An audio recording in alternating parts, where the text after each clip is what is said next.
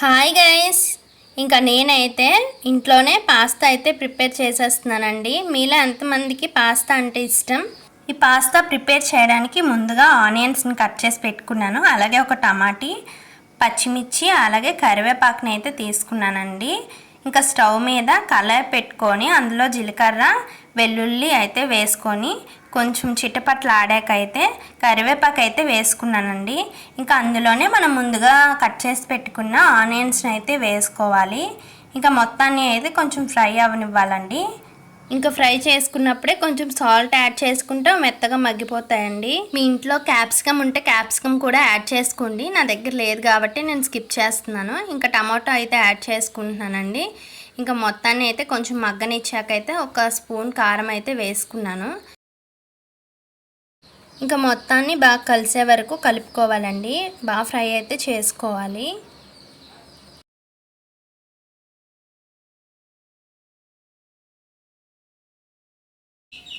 ఇంకా మొత్తం బాగా వేగాకైతే ఇందులోకైతే సాస్లు అయితే వేసుకోవాలండి. ఫస్ట్ అయితే మనం సోయా సాస్ అయితే వేసుకోవాలి. దాని తర్వాత అయితే చిల్లీ సాస్ అయితే వేసుకోవాలండి. మరీ ఎక్కువైతే వేసుకోకండి, కొంచెం కొంచెం వేసుకుంటే సరిపోద్ది. అలాగే టమాటా సాస్ కూడా యాడ్ చేసుకోవాలి. ఇంకా మొత్తాన్ని ఒక 2-3 మినిట్స్ అయితే బాగా ఫ్రై అవ్వనివ్వాలండి.